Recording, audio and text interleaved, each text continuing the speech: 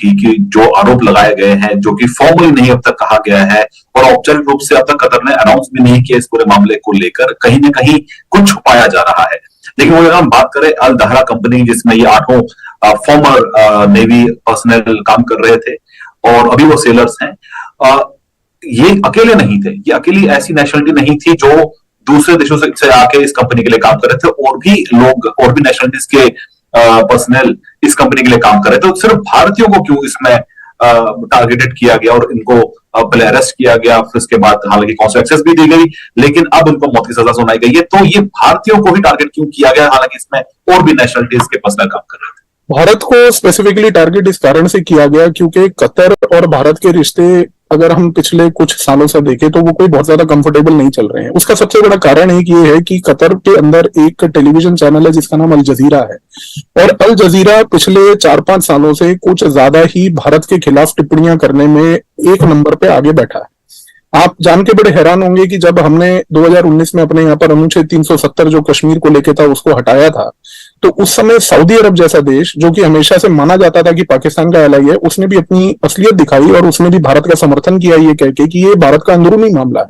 हम इसके ऊपर कोई टिप्पणी देना नहीं चाहते। लेकिन उस समय भी कतर की अल जजीरा ने इस चीज को लेके नेगेटिविटी फैलाई। उन्होंने एक तरीके का एंटी हिंदू, इस्लामोफोबिया ये टाइप के स्टेटमेंट्स को बढ़ावा दिया। यहाँ से बहुत सारे पत्रकारों को भी वो वहां ले जाकर अक्सर जो है इंटरव्यू करवाते हैं, दिखाने के लिए कि भारत के अंदर जो है एक मतलब बहुत ज्यादा प्रेस की फ्रीडम को लेके और ये सब चीजों को लेके बड़ी प्रॉब्लमेटिक चीजें हैं। तो कतर का रवैया भारत को लेके पहले दिन से भी कोई बहुत ज्यादा पॉजिटिव नहीं है, और ये बड़ी सरप्राइजिंग बात इसलिए भी है क्योंकि हम लोग आज की डेट में कतर से बहुत सारा नेचुरल गैस खरीदते हैं। तो कतर ये बात जानता है कि क्योंकि भारत मुझ पर नेचुरल गैस से निर्भर है,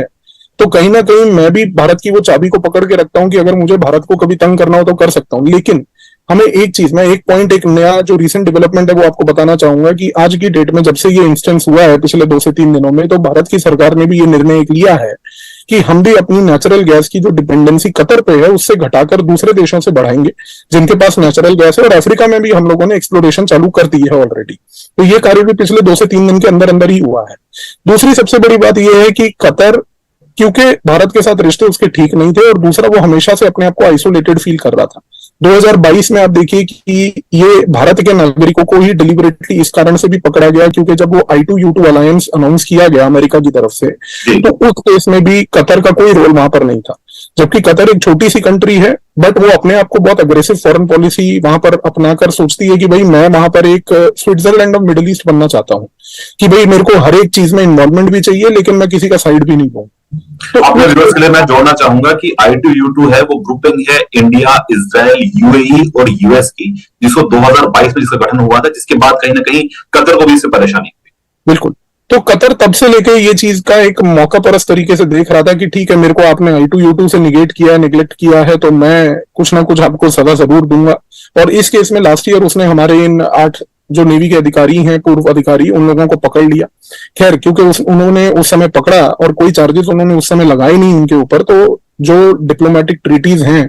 वियना कन्वेंशन के तहत हमने कतर से कॉन्सुलर एक्सेस मांगा कि आपने हमारे सेंटेंस पर्सन को पकड़ा हुआ वहां पर, तो आप हमें कॉन्सुलर एक्सेस दीजिए। तो 2022 के बाद कई बार भारत को कॉन्सुलर एक्सेस वहां पर इन नेवी के सेलर्स के ऊपर दिया गया,